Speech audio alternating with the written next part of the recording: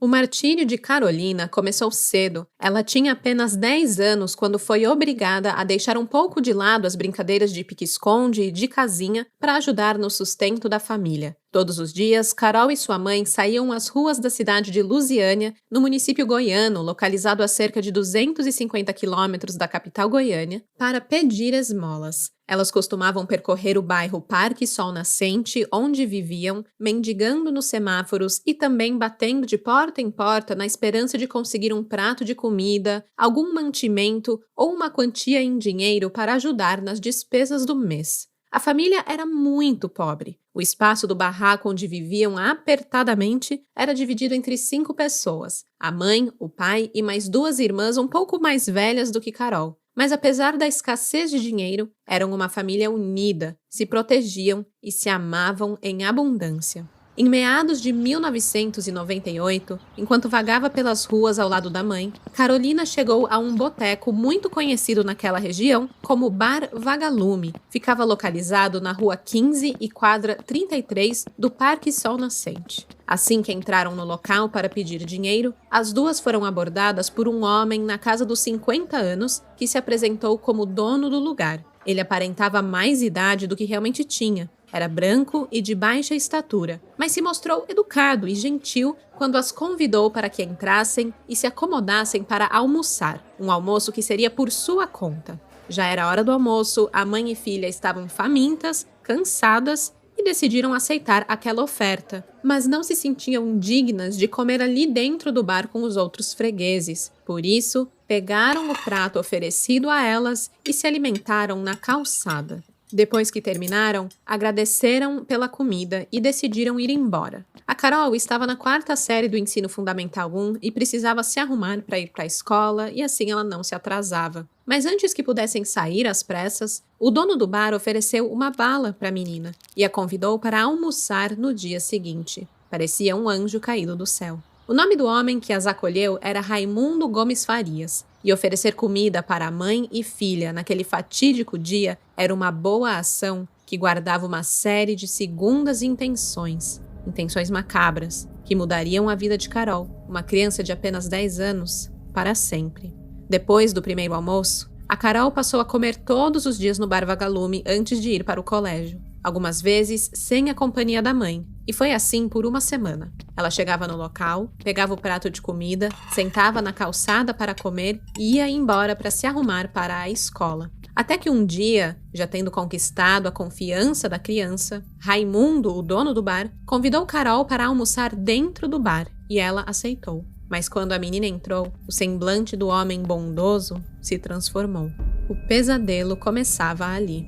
Naquele dia, o almoço não foi servido. Ao invés disso, Raimundo ordenou para que Carol tirasse sua roupa. Assustada com a situação, a criança negou, mas o homem a agarrou, rasgou as peças simples que ela vestia e a estuprou. Raimundo se aproveitou de uma situação de vulnerabilidade social para destruir a infância e a vida de Carolina. O dono do bar tapou a boca de Carol, imobilizou seus braços e a jogou na cama, onde a violou. Carol sangrou e sentiu muita dor, mas Raimundo disse que aquilo era absolutamente normal e que naturalmente aconteceria com ela algum dia. Depois do ato, o Raimundo ainda a ameaçou. Caso a menina contasse o que aconteceu dentro do bar para qualquer pessoa ou ousasse não voltar para que a violência se repetisse no dia seguinte, ele a mataria e faria a mesma coisa com o resto de sua família. Desolada, mas dominada pelo medo que sentiu, a Carol obedeceu. Esse era apenas o início do que se tornaria 10 anos de cativeiro no porão do bar, tentativas de fugas, perseguição por parte de Raimundo contra toda a família da garota, gravidezes inesperadas, assassinatos e uma fuga policial. Esse é o caso da menina em cativeiro de Lusiânia, Goiás.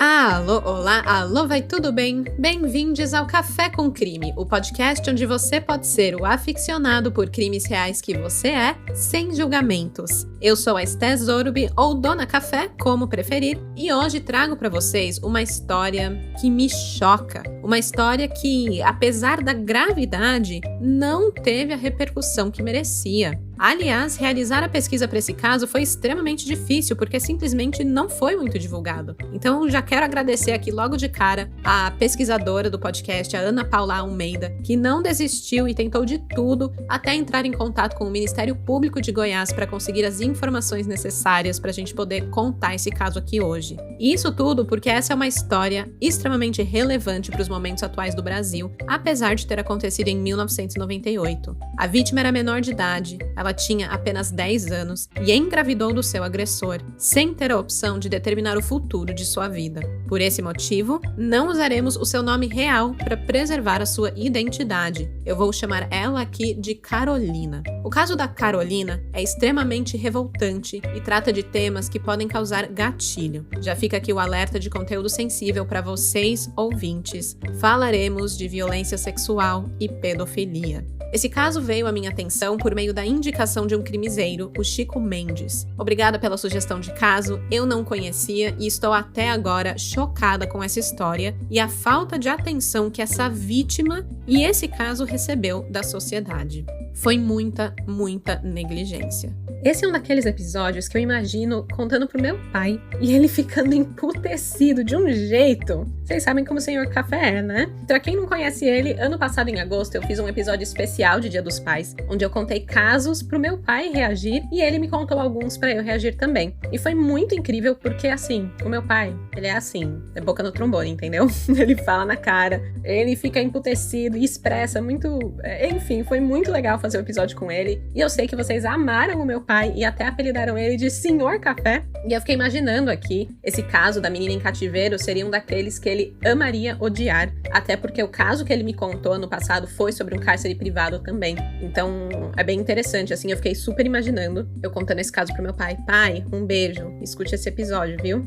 Enfim, o Dia dos Pais tá chegando aí, e fica o meu lembrete pra vocês escutarem o episódio número 100, o especial do ano passado, do Dia dos Pais, que foi super legal. Infelizmente, esse ano eu estou longe do meu pai e não vou conseguir gravar um episódio com ele pra continuar essa tradição, mas o que eu vou fazer pra compensar isso é dar um presente de Dia dos Pais bem incrível, que eu sei que ele vai amar. E já fica aqui a dica pra vocês que ainda não sabem o que dar de presente nesse Dia dos Pais. Vocês sabem que homens, assim, normalmente adoram as peças da Insider, né? Porque elas são muito práticas. Não precisa passar, não desbota, tem ação anti-odor e são super versáteis. Por isso eu escolhi isso de presente de Dia dos Pais, a Tech T-shirt, pra presentear o Senhor Café. E fica aqui a minha recomendação, vai de Insider que não tem erro nesse Dia dos Pais. Aliás, o Café com Crime ainda está com parceria com a Insider, o que quer dizer que você ganha cupom de desconto lá na loja. Basta acessar o link que está na descrição do episódio para garantir o seu desconto com o cupom Café com Crime. E ainda tem mais, a Insider está com promoção frete grátis no site. Essa é a última semana, é a sua última chance para garantir o seu presente Dia dos Pais com cupom de desconto e ainda frete grátis. Use o cupom que está na descrição desse episódio e mande bem no presente pro seu paizão esse ano. E eu espero que o Senhor Café não escute esse episódio antes do Dia dos Pais, porque senão, spoiler, pai, spoiler. Enfim, sem mais delongas, bora começar do começo?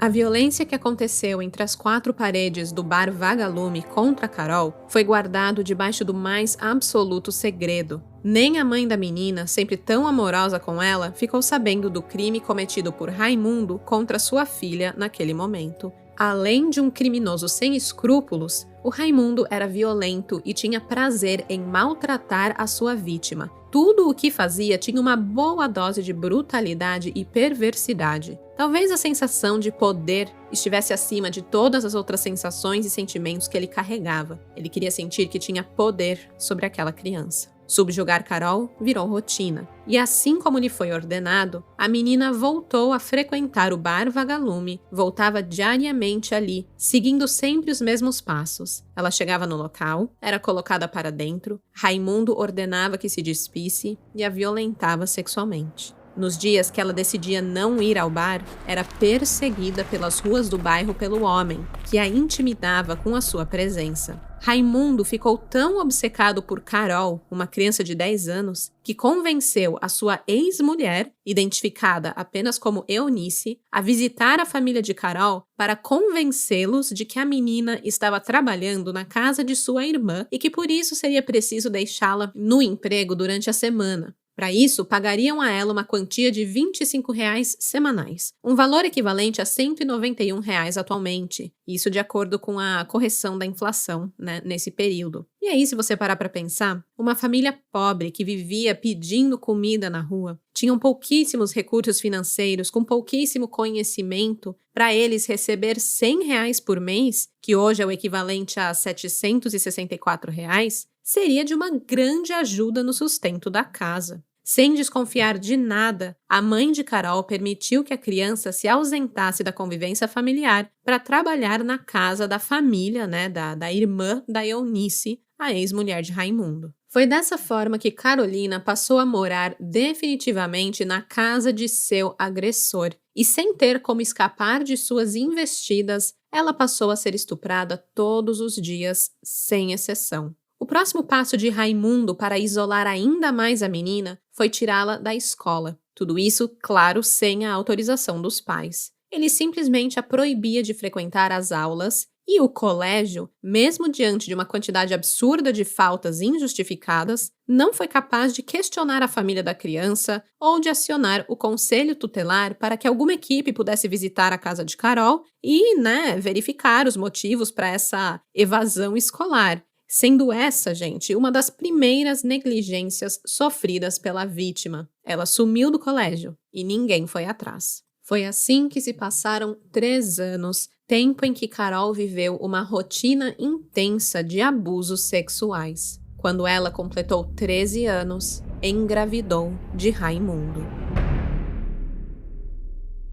Revoltado com a gestação, Raimundo passou a agredir a sua vítima constantemente. A sua intenção era que Carolina abortasse o bebê. O homem chutava e socava a barriga de Carol, que também era obrigada a tomar uma mistura de pinga com boldo para perder a criança, mas de nada adiantou. Com o passar do tempo, a barriga começou a aparecer e esconder a gravidez ficou impossível. Não demorou muito até que a notícia chegasse aos ouvidos da mãe de Carol, que a questionou sobre o que realmente acontecia debaixo do teto de Raimundo. Sem ter como esconder os fatos, a agora adolescente respirou fundo e se abriu com a mãe. O peso da verdade fez com que a mãe de Carol desabasse perante a própria filha. Ela ficou se sentindo incapaz de proteger a menina. Teria ela confiado demais na boa vontade de estranhos? Aquela mulher, humilde e sem estudos, não pensou 2 vezes. Tirou a menina da casa e foi direto para a delegacia abrir um boletim de ocorrência na esperança de que a polícia pudesse prender o Raimundo, indiciá-lo por pedofilia, estupro ou qualquer crime correlato. A prova dos abusos estava ali, na frente deles, crescendo dentro da barriga de Carol. Mas, gente, nada foi feito. As autoridades sequer cogitaram instruir a família a buscar um aborto legal. Mãe e filha saíram da delegacia com a promessa de que o crime seria investigado, mas nem deu tempo de uma investigação começar. Quando Raimundo descobriu a denúncia, colocou fogo no barracão onde Carol voltou a viver com os pais. Felizmente, ninguém se feriu, mas perderam o pouco que tinham, além de se sentirem agora realmente ameaçados. Mesmo com o ataque, a mãe da vítima não se intimidou. Reuniu o esposo e as outras filhas e voltaram na delegacia para fazer uma nova denúncia. E aí aqui a gente começa a entrar no ódio, gente. Porque a polícia prendeu Raimundo? Investigou o caso? Não fizeram nada disso. O que fizeram foi orientar a família a fugir. A delegada, que não teve o seu nome divulgado, disse que o melhor seria ir embora de Lusiânia. Somente a fuga seria capaz de garantir a segurança de todos, especialmente da adolescente grávida. Naquele momento, 4 integrantes da família não tinham sequer para onde voltar, né? Porque iam sair da delegacia para onde? O barraco deles estava queimado, estava no chão. Uma das irmãs de Carol já era casada nessa época, então ela decidiu ficar ali na cidade natal dela, enquanto os outros integrantes da família seguiram os conselhos da delegada e fugiram. O pai de Carol conseguiu um emprego como caseiro de uma chácara no município de Samambaia, no Distrito Federal. Ficava a 54 quilômetros de Lusiânia. Era uma viagem de carro que levava em média 1 hora, ou seja, uma distância relativamente segura. Carol estava com 4 meses de gestação quando se mudou para Samambaia. O pai logo começou a trabalhar na chácara e, apesar dos pesares, seguiram a vida unidos, aliviados e, ouso dizer, até felizes. Por lá, ela viveu em paz até o nascimento da criança, uma menina que vamos chamar aqui de Mariana. Mais segura e com uma rede de apoio, Carol voltou a sair de casa e a frequentar a Igreja Universal, onde se sentia acolhida na fé. O problema é que, por não ter sido preso, indiciado e sequer investigado pelos seus crimes, Raimundo estava livre para buscar vingança. Ele não aceitava o fato de ter sido denunciado para a polícia e alimentava o ódio por Carol. Ele não se conformava com a sua fuga de Lusiânia. Durante os meses em que sua vítima viveu em outra cidade, o homem se movimentou, investigou, foi atrás e acabou descobrindo o paradeiro da família. E o resultado dessa descoberta foi fatal.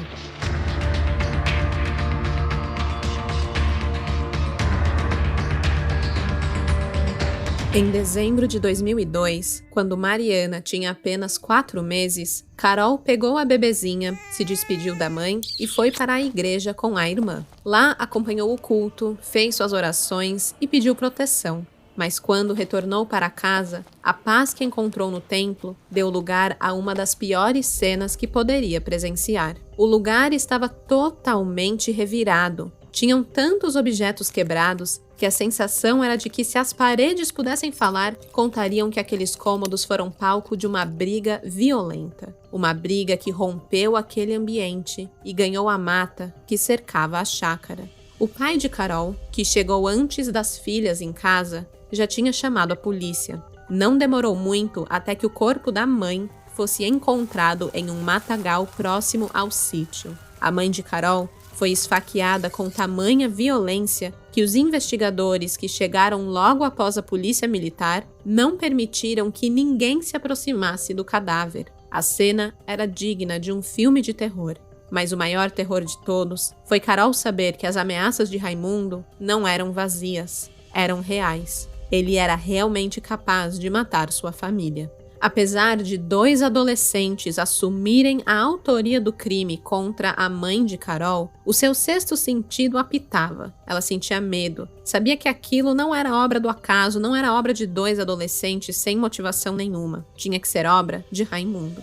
Devastada, Carol teve que fugir mais uma vez. Em uma conversa informal com a polícia, ela foi orientada a deixar a chácara porque o local não era mais seguro. Então ela fez uma pequena mala com suas roupas e as coisinhas de Mariana e encontrou abrigo na casa de uma obreira da igreja. Acolhidas por sua irmã na fé, Carol, a irmã mais velha, e Mariana não viveram dias de tranquilidade. Pelo contrário, o luto pela morte da mãe era latente e o medo de um novo ataque real. Poucos dias após o assassinato, o pavor da adolescente se materializou diante de seus olhos. Raimundo estava em Samambaia. A menina estava na rua quando o homem apareceu em um carro, estacionou ao seu lado e disse com todas as letras que ele era, sim, o responsável pela morte de sua mãe e que ele não sossegaria até matar suas 2 irmãs. Em choque, a única atitude possível foi correr de volta para o lugar onde estava abrigada. Enquanto corria, se perguntava como foi encontrada por seu agressor quase 1 ano depois de ter fugido de Lusiânia. Apavorada, Carol deixou a casa da obreira que lhe deu abrigo e voltou escondida para a casa de sua outra irmã, aquela que havia ficado em Goiás, quando resolveram se mudar para o Distrito Federal. Mas o seu esconderijo ali também foi logo descoberto. Raimundo passou então a rodear a casa da irmã de Carol, onde a garota de 13 anos estava hospedada. Ele a vigiava, cercava e colocava até cartazes com ameaças nos muros da residência. Além disso, o cachorro da família foi assassinado. A menina resistia, sabia que o que a aguardava, caso ela se entregasse novamente a Raimundo, era muito pior. Mas o homem não desistiu também de tê-la de volta. Sem o retorno desejado, ele conseguiu uma arma e passou a atirar para o alto toda vez que passava em frente à casa da irmã de Carol.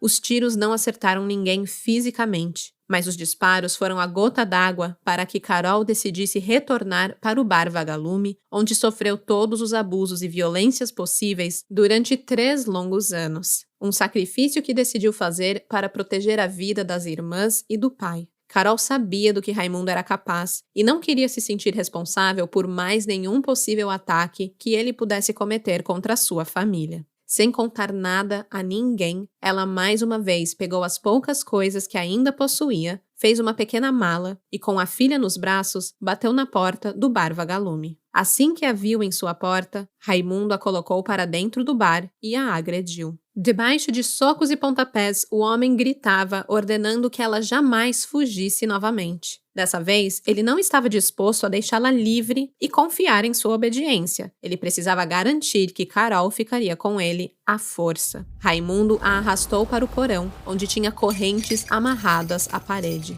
Foi ali, presa, que Carol viveu com a sua filha pelos próximos 3 anos. O cômodo fedia a mofo, não tinha banheiro e muito menos cama. Carol e Mariana dormiam em um colchão velho no chão gelado, e a iluminação ficava por conta de 2 lâmpadas vermelhas que eram acionadas sempre que Raimundo a violentava. As paredes eram cobertas por fotografias pornográficas. Até parece que durante o tempo em que Mariana esteve longe do bar, Raimundo preparou o porão do local para recebê-la de volta, com o toque de maldade que só ele poderia dar. Carol era alimentada 2 vezes ao dia e sua filha amamentada exclusivamente pelo leite materno. As duas dividiram o cárcere e as angústias. A Mariana tinha menos de 1 ano, mas já conhecia a dor de viver presa e de ser torturada com beliscões pelo próprio pai.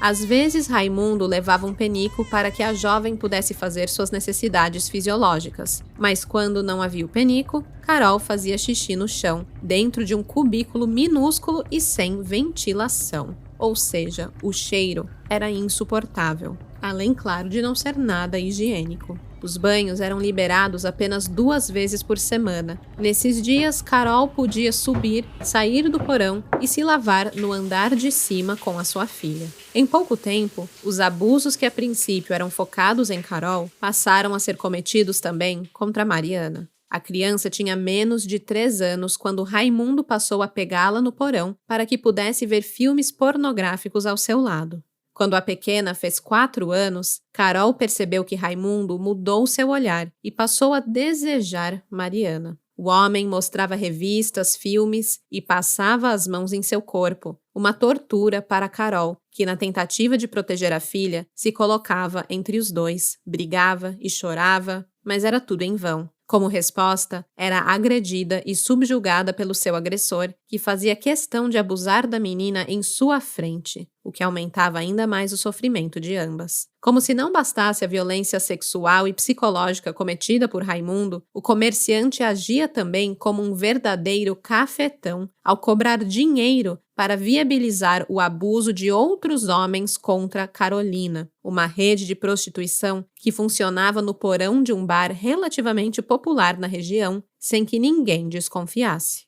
Quando fez 15 anos, Carol engravidou novamente. Ela passou os 9 meses da gestação sem nenhum acompanhamento médico, mas foi retirada do porão porque concordou não contar sobre seus abusos para ninguém e a agir como esposa de Raimundo diante dos outros. Era essa a promessa que ganhou a sua liberdade, o que incluía, claro, demonstrar afeto em público e andar abraçada com ele na rua. A Carol não tinha outra opção. Andar de mãos dadas com o seu agressor parecia menos pior do que viver trancada e acorrentada em um porão, já que de nenhuma forma os estupros seriam interrompidos. Pelo menos dessa forma, ela viveria com um pouco mais de dignidade com Mariana e o bebê que chegaria em breve. Na casa, agora, ela tinha uma televisão e um banheiro, mas não havia janelas. Eunice, a ex-mulher, e os filhos de Raimundo viviam em uma casa ao lado e sabiam da realidade vivida por Carol, mas nada faziam. E aqui eu simplesmente não consigo entender por que eles não faziam nada. Talvez conheciam o temperamento violento de Raimundo e não queriam se tornar vítimas também. Mas, de qualquer forma, de novo a gente vê aqui uma negligência absurda por parte de todos que rodeavam a Carol.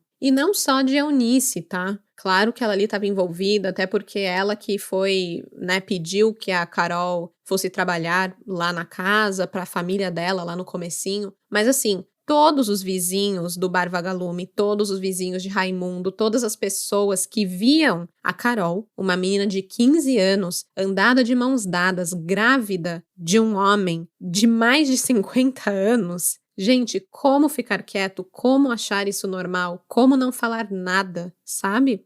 É muito, assim, é demais. É dolorido ver o quanto essa garota foi realmente largada no mundo, sabe? Sem ninguém em volta, nenhum tipo de apoio. Enfim, é demais mesmo.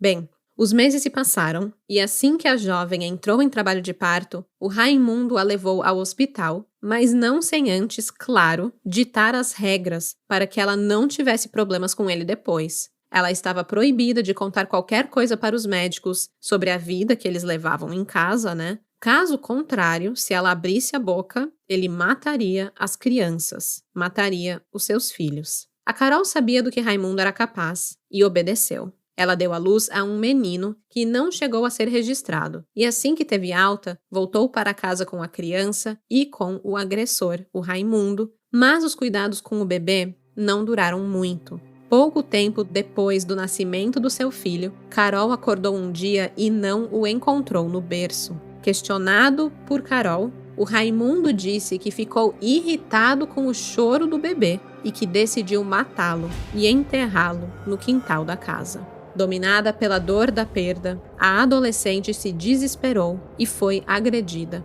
Raimundo não tolerava nenhuma reação. Ele se sentia no direito de cometer atrocidades e de não receber nenhum questionamento sobre suas atitudes. Ali, era ele quem ditava as regras. Ele sustentou essa versão de que matou o bebê porque tinha prazer de assistir de perto o sofrimento da Carol, uma jovem de apenas 15 anos, vale lembrar. E isso como se nos últimos 5 anos de sua vida, ela já não tivesse sofrido o suficiente na mão desse homem. E, infelizmente, o seu martírio ainda estava longe de acabar.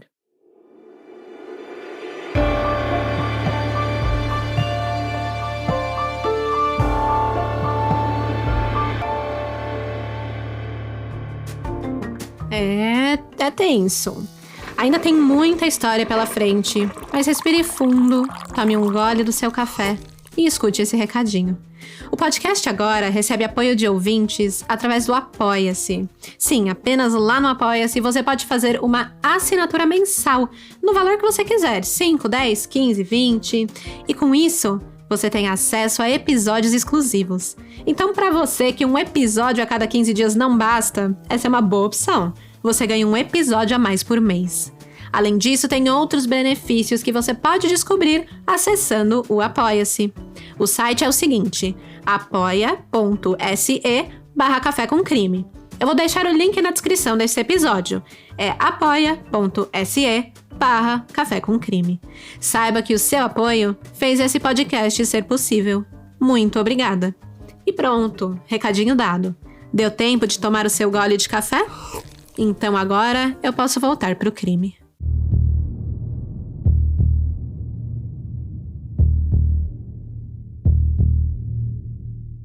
Depois de ouvir de Raimundo que seu filho mais novo havia sido assassinado por ele, Carolina passou a tomar muito mais cuidado com Mariana. Ela não poderia suportar a ideia de perder aquela menina, tão indefesa e ainda tão criança, mas que era uma verdadeira companheira, a única capaz de entender suas dores e angústias, a única que dividiu com ela todos os piores momentos de sua vida. Era por Mariana que Carol suportava todas as violências que sofria debaixo daquele teto. Ela ainda tinha esperança de um futuro ao lado da filha. Era esse o pilar que sustentava a sua existência. As evidências de quão violento e perigoso Raimundo era só se empilhavam. Da janela do banheiro, a única a qual Carol tinha acesso, ela testemunhou o assassinato de um homem que devia dinheiro para Raimundo. Tratava-se de Edivaldo Santana Pereira, mais conhecido como Ratinho.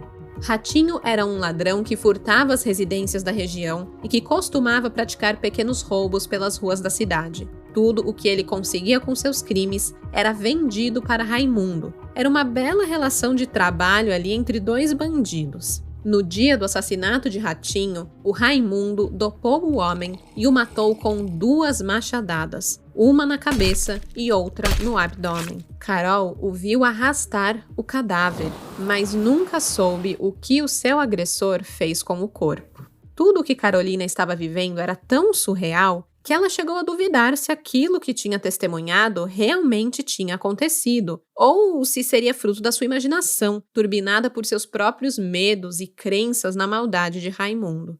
Anos depois, ao dividir sua angústia com as autoridades, Carol teve a certeza de que a cena que presenciou não era apenas da sua cabeça, já que o laudo do Instituto Médico Legal comprovou que Ratinho veio a óbito sim, graças a 2 golpes provocados por objeto perfurante, um na testa e outro no abdômen. Porém, as matérias divulgadas na época do crime não esclarecem onde o cadáver foi encontrado e tampouco se Raimundo chegou a ser indiciado pelo provável homicídio cometido por ele e testemunhado por Carol. Com o passar do tempo, a violência contra Carol aumentou consideravelmente. Os estupros ainda aconteciam diariamente, mas agora o Raimundo tentava beijá-la durante o ato sexual, o que causava repulso e nojo por parte da menina. Irritado com essa rejeição, o Raimundo a agredia e a forçava. O emprego da violência era uma rotina difícil de lidar.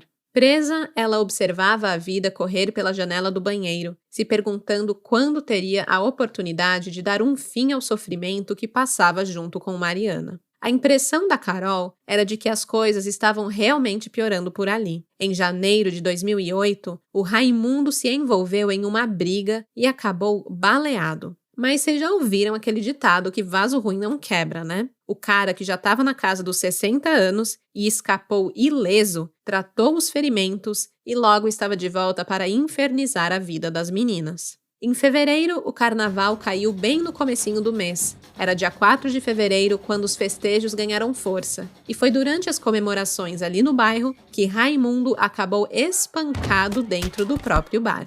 Mesmo machucado, as fotos de sexo explícito foram multiplicadas pelo ambiente e ele voltou a sua atenção, dessa vez para a pequena Mariana. Sim, esse homem voltou a pegar a menina para assistir filmes pornográficos enquanto satisfazia seus desejos nojentos, passando as mãos nela. O papo era o mesmo de quando iniciou a série de estupros contra Carol quando ela tinha 10 anos. Ele dizia que a Mariana teria que aprender tudo aquilo mais cedo ou mais tarde. Foi então que, diante da ameaça iminente e com medo de que Mariana passasse a ser o foco principal do Raimundo, a Carol decidiu que aquela história tinha que acabar. Ela só esperaria a oportunidade perfeita, e ela não demorou a aparecer. No dia 6 de fevereiro de 2008, Raimundo pediu para que Carol fosse pegar comida na casa de uma vizinha. Olha só o universo conspirando a seu favor. A Carolina era obediente. O medo a paralisava diante de Raimundo.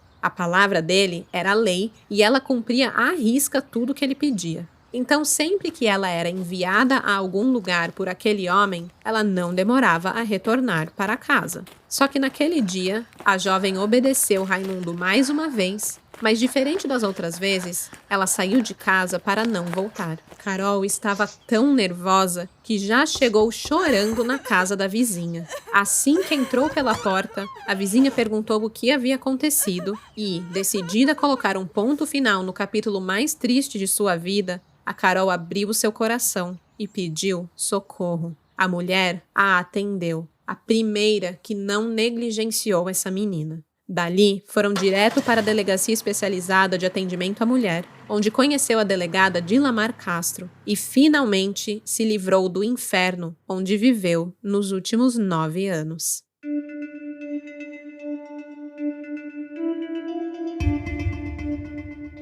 O ponteiro do relógio correu depressa e o atraso de sua vítima foi entendido como um sinal. Raimundo percebeu ali que sua casa ia cair. Preocupado, o criminoso que esbanjava coragem para torturar crianças e adolescentes enfiou sua viola no saco e fugiu para o estado de São Paulo, ao lado de sua filha mais velha, uma mulher de 31 anos que era fruto de seu casamento com Eunice. Assim que a polícia chegou ao bar que serviu de cativeiro para Carolina, o Raimundo já estava longe. No local, a equipe da delegada Dilamar descobriu que o buraco era bem mais embaixo do que imaginavam. O bar Vagalume servia apenas como fachada para os negócios obscuros de Raimundo, que agia como interceptador de cargas e objetos roubados. O local era um verdadeiro depósito. Tinha bicicletas, ferramentas, aparelhos de som, DVDs, roupas e calçados, tudo sem nota fiscal. Além disso, foram encontradas 2 armas, um machado e um facão de 32 centímetros, e ainda foi descoberto que o acusado tinha passagens na polícia em outros estados por homicídio, cárcere privado e atentado violento ao pudor. Me digam, como que um ser desses não estava cumprindo pena bem trancadinho em uma cela? As investigações conduzidas pela delegada levavam a crer que Raimundo era também o responsável pela morte de 4 pessoas. A mãe de Carolina, o assassinato que foi assumido por 2 adolescentes na época, mas que foi assumido por ele também para a própria vítima, o crime contra Ratinho, que foi testemunhado por Carolina, o assassinato também de um fazendeiro chamado Marcos Pereira Rodrigues, que estava desaparecido desde 2003, os seus documentos foram encontrados na casa do Raimundo, e também, presumidamente, o assassinato do bebezinho de Carol, que sequer chegou a ser registrado. A única prova de sua existência eram os documentos emitidos pela maternidade. Mas apesar das evidências, nada ficou provado. A polícia chegou a escavar o chão do bar em busca dos corpos das supostas vítimas, mas nada foi encontrado, e eles decidiram focar as investigações no caso da Carolina, que reunia provas mais do que suficientes para jogar Raimundo atrás das grades e jogar a chave bem longe. Havia ainda a possibilidade do Raimundo não agir sozinho. O fato da ex-mulher e dos filhos saberem de tudo e não intervirem para libertar a Carol chamava a atenção dos policiais. E aí fica aquela dúvida, né, se eles eram tão vítimas quanto Carol ou se agiam como cúmplices de Raimundo. Foram necessários 10 dias até que o Raimundo fosse preso. Pressionado pela filha mais velha, o Raimundo aceitou voltar para Goiás no dia 16 de fevereiro, e o ônibus em que ele viajava foi interceptado na rodovia 10 quando retornava ao Jardim Ingá, um distrito de Lusiânia. Não fica claro que a prisão foi fruto de uma denúncia ou se o serviço de inteligência da polícia interceptou alguma informação ali no caminho, mas a prisão aconteceu por volta das 6h30 da manhã pela equipe do delegado Hernani de Oliveira, que era do Centro Integrado de Operações de Segurança de Lusiânia. Ele imediatamente acionou os policiais da Delegacia da Mulher para que Raimundo fosse levado ao 1º distrito policial da cidade para prestar depoimento. À primeira vista, o Raimundo parecia um senhorzinho frágil. Ele chegou à delegacia vestindo uma camiseta vermelha, uma bermuda cinza, chinelo de dedo, boné preto e utilizando um cabo de vassoura como bengala. Os cabelos estavam bem brancos e o semblante tranquilo, lembrando aqueles idosos que se sentam na praça no fim da tarde para jogar dama com os amigos, sabe? Uma imagem que nada tinha a ver com as atrocidades que ele era capaz de cometer. Mas é aquela máxima, né? os canalhas também envelhecem. Raimundo dispensou a presença de um advogado ao ser interrogado por 3 horas. E ele aproveitou a oportunidade para contar a sua versão da história. Ele negou que o bar de onde argumentou tirar o seu sustento fosse utilizado como cárcere. De acordo com ele, e olha essa cara de pau, o cômodo insalubre onde vivia Carolina era apenas um lugar para descanso e que as correntes supostamente utilizadas para prendê-la eram objetos que ele usava, na verdade, para passar o tempo quando ele estava entediado. Ele teve a pachorra de dizer que ele gostava de passar o tempo balançando as correntes. Assim, o cara era um tremendo fanfarrão. As fotos espalhadas pelo quarto não eram fotos de revistas, não. Aquelas fotos pornográficas, sabe? Ele fala que não é nada de revista. Ele mesmo tinha tirado as fotos. Ele admitiu que as fotos eram tiradas por ele, achando que ia ser menos mal. E eram fotos, gente, de crianças, meninas nuas, incluindo Carolina quando era menor de idade. Imagens que ele admitiu registrar porque, escuta essa só, o demônio entrava no meu corpo. Era essa a justificativa do Raimundo. E às vezes eu tenho até pena do diabo, porque as pessoas colocam todas as atrocidades que são capazes de cometer na conta dele. Colocam na conta dele achando que vai ficar tudo bem, é só culpar o diabo e tá tudo certo. Enfim, ainda no seu depoimento, o Raimundo assumiu que mantinha um relacionamento amoroso com a jovem, que nunca a acorrentou e que o convívio entre os dois era bom, mas ele fez questão de deixar claro que não a amava porque nunca amou ninguém. E com isso eu concordo. Depois de tudo que eu descobri sobre esse homem, eu duvido que ele fosse capaz de nutrir algum sentimento bom por alguém. O que me deixa puta com tudo isso, claro que tudo isso me deixa muito puta, mas falar que é um relacionamento amoroso, cara, é assim, incrível como os agressores, como os abusadores gostam de dizer que o que eles têm com as vítimas é um relacionamento amoroso, né? Como se aquilo justificasse tudo que eles fizeram. Não, eu fiz tudo isso porque era um relacionamento amoroso. Gente, não existe relacionamento amoroso entre um homem de 60 e tantos anos e uma menina de 15 anos, entendeu? É muito absurdo. O Raimundo, em seu depoimento, ele também negou os assassinatos da mãe de Carol, dos homens e do bebê de 2 meses que ele teria tido com a Carol. E nesse último caso, no caso do filho dele, o Raimundo conseguiu provar que o bebê não era dele e que teria devolvido a criança com vida ao pai verdadeiro, que seria um suposto amante da Carol que vivia em Planaltina de Goiás. E vamos aqui ser claros sobre amante. A Carol não tinha amante nenhum. O que ela tinha eram homens que vinham estuprá-la no porão do bar e pagavam Raimundo por poder realizar aquele ato sexual. O Raimundo acreditava que o bebê não era dele e sim de um desses homens. Segundo a filha mais velha de Raimundo, ela afirmou que era uma criança negra, não podia ser filha dele. Eu mesma a preparei para levar ao pai. Ela não queria mais cuidar do menino. Raimundo, canalha que era, apenas sustentou a história de que assassinou o bebê para torturar Carol, para ver a mãe daquela criança sofrer com aquela informação e manipular a menina a ter cada vez mais medo dele. Raimundo foi transferido para o Centro de Prisão Provisório de Lusiânia, onde foi colocado em uma cela separada por ser alvo de ameaças por outros presos. Ele foi indiciado por estupro, atentado violento ao pudor, cárcere privado e receptação de produtos roubados, crimes que poderiam render uma pena maior que 30 anos de cadeia. Só que você não acha que faltou um indiciamento aí por pedofilia, não? Eu acho que ficou faltando, né? Crianças, 10 anos, fotos de menores nuas penduradas nas paredes, material pornográfico, a Mariana sendo abusada. Pois é, essa conta aí ficou pendente.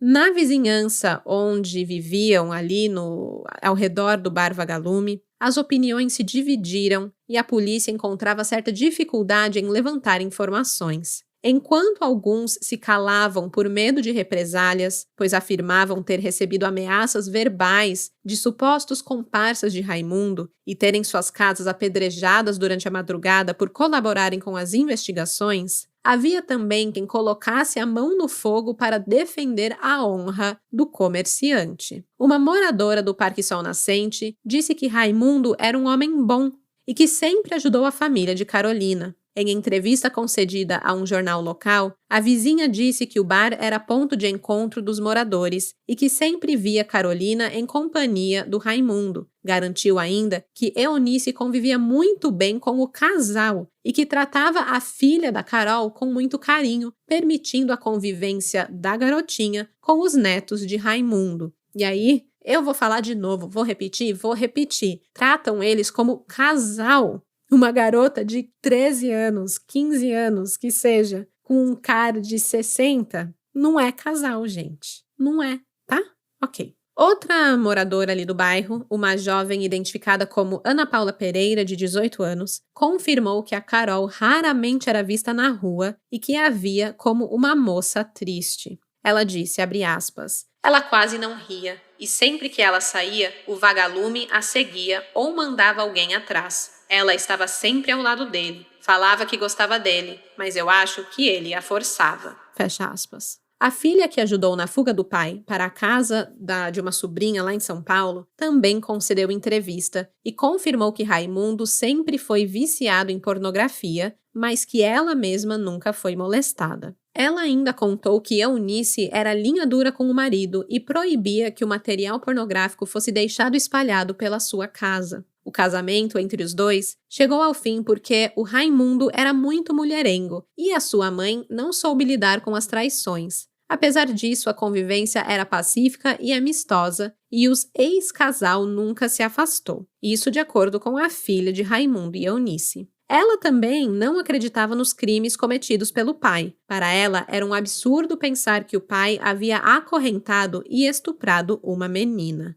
Ela diz, ela tinha idade para ser neta dele, sim, mas parecia feliz. E aí, vamos lá, uma das coisas que mais me incomoda nesse caso, como vocês podem ver, é isso de falar que ela parecia feliz com ele, que era um relacionamento. E assim, isso é citado, o relacionamento, eles como casal, é citado muitas vezes por testemunhas, vizinhos, pelo próprio criminoso e até pela imprensa. E como que no mundo um homem desses, de 52 anos, se envolve amorosamente com uma criança de 10 anos? Como que as pessoas achavam natural uma menina de 13 anos ter um filho com um cara de 55? Não existia relacionamento, gente. Situações como essa não podem ser consideradas relacionamento, mas eu não sei como, em que mundo que as pessoas estavam vivendo. Para todos os envolvidos nesse caso, direta e indiretamente, essa situação parecia normal. E foi só depois que Carol fez a denúncia e demonstrou ali de todas as formas que isso não era normal, essa foi uma denúncia muito corajosa, foi só depois disso que acabou surgindo outros casos. No dia 19 de fevereiro, uma adolescente de 15 anos também procurou a polícia para contar que ela foi estuprada e ameaçada por Raimundo durante 5 anos. Então vamos fazer as contas. Uma outra vítima abusada com 10 anos de idade. O cara era um pedófilo de carteirinha. A delegada chegou a conceder entrevista sobre esse caso e contou que essa menina tinha o mesmo perfil que Carolina. Ela era uma garota pobre, ela usou o termo menor de idade, mas sabemos que o termo correto é criança mesmo, né, de 10 aninhos. E ela também era uma criança que pedia dinheiro pelas ruas da cidade. Essa garota esteve na delegacia acompanhada da mãe e deu um depoimento consistente e rico em detalhes, sendo capaz de descrever o bar e o porão de Raimundo. Provavelmente foi estuprada no mesmo local em que Carolina era mantida refém. Nesse mesmo dia, Mariana foi submetida a um exame no Instituto Médico Legal para constatar se houve conjunção carnal durante os abusos que ela sofria. Ao lado da mãe, ela afirmava: "Ele mexia em mim". Antes mesmo que o laudo oficial fosse divulgado, a delegada de Lamar contou para os jornalistas que a equipe do IML garantiu que a menina não havia sido estuprada pelo pai, o que não diminuía em nada todo o trauma sofrido por ela durante os primeiros 5 anos de sua vida.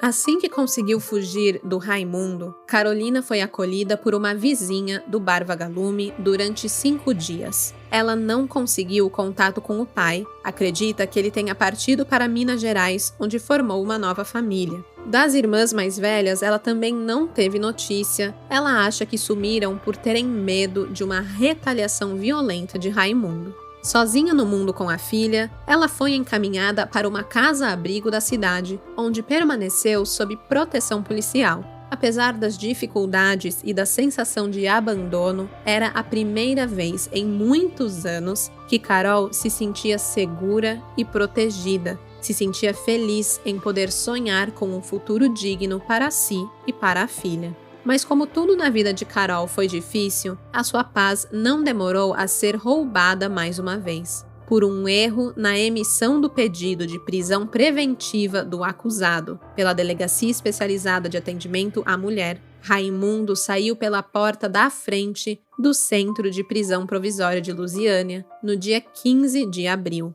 quando expirou o prazo de 60 dias da sua prisão temporária.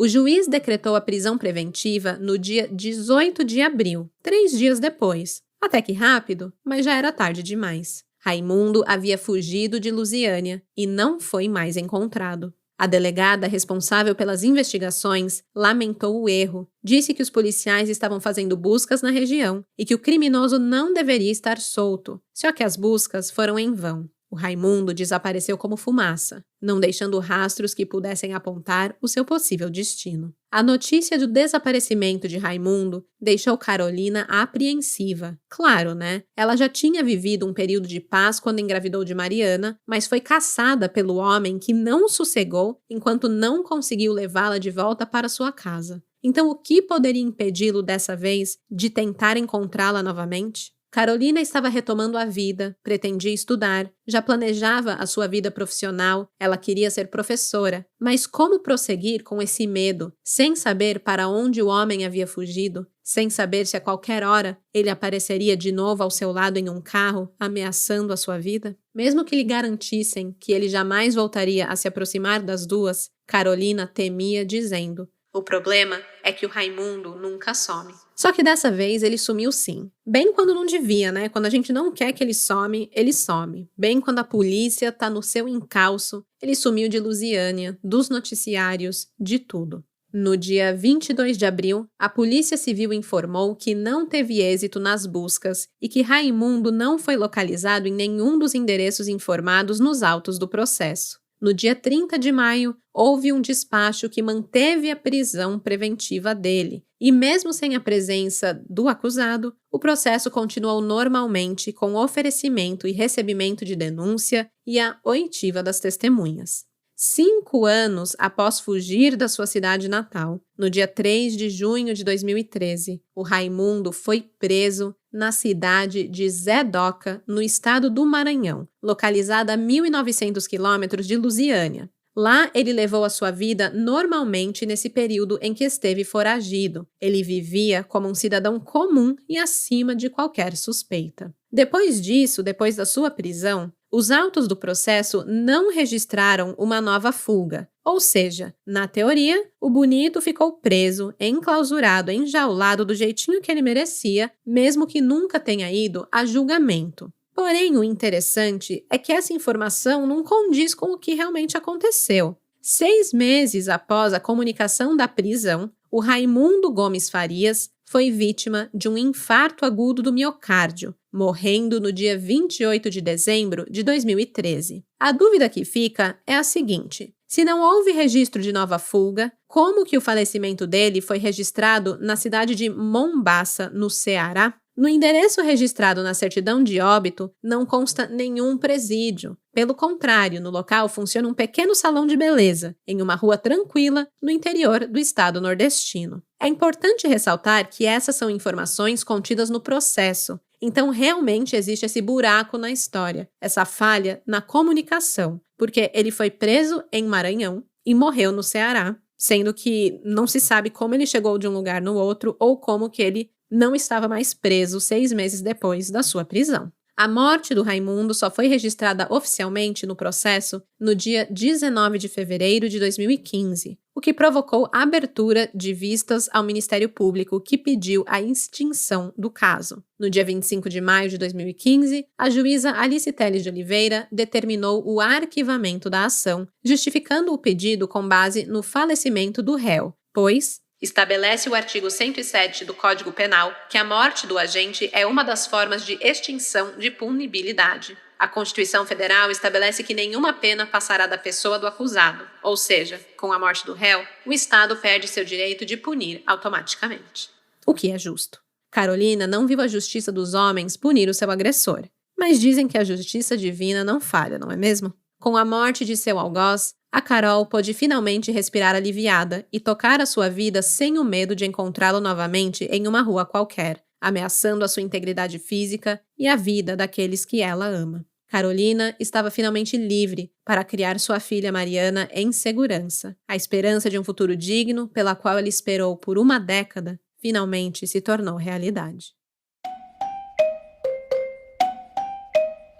E esse é o caso da menina que ficou em cativeiro por cerca de uma década, sendo abusada sexualmente e perseguida pelo seu agressor, sem que sua história tivesse qualquer atenção ou repercussão como merecia ter. Eu sinto que a polícia, os vizinhos, a sociedade como um todo falharam imensamente com essa garota e a sua família. É tão revoltante. E hoje, quando eu escuto histórias como essas, de garotas menores de idade sendo abusadas, violentadas e engravidando de seus agressores, com pessoas achando que isso é ok, que não precisa denunciar, porque a gente já conversou com o cara e ele vai assumir. Gente, é tão absurdo. Estamos em 2024, pelo amor de Deus. Não existe relacionamento, o cara vai assumir, porque não existe amor romântico, não existe consentimento sexual entre um adulto e uma criança. Isso é pedofilia, é abuso de vulnerável. E ainda mais quando a garota engravida, perde a infância, passa por tanta dor e não tem nem a opção de escolher o destino da própria vida, sabe? Eu fico revoltadíssima. Enfim, eu poderia ficar aqui babando ódio por esse caso por mais 1 hora, mas eu tô aqui para encerrar o episódio dizendo que temos fotos do Raimundo, do cativeiro e outras imagens do caso prontas para ir pro ar amanhã, quinta-feira, lá no Instagram @Café com Crime e também no Twitter Café C Crime. Se você ainda não segue a gente nas redes sociais, corre lá para poder ter acesso a essas imagens e outros conteúdos extras que eu sempre posto por lá. Aproveite para deixar um comentário sobre o que achou desse caso e vem babar ódio comigo. Até daqui 15 dias, meus crimezeiros, não na próxima quarta, mas na outra, eu volto com um novo episódio. E até lá, não seja o vizinho calado e negligente. Se você ver algo errado, denuncie, porque de desgraça já basta esse podcast. Tchau, tchau! Esse episódio foi produzido, roteirizado e apresentado por mim, Stephanie Zorbi, com edição de áudio e sonorização de Luigi Calistrato. Pesquisa e texto de Ana Paula Almeida. As fontes de pesquisa utilizadas neste episódio foram G1, Jus Brasil, Correio Brasiliense, Jornal da Globo, Folha de São Paulo, Portal Correio da Manhã, Diário de Notícias e informações repassadas graças à assessoria de imprensa do Ministério Público de Goiás.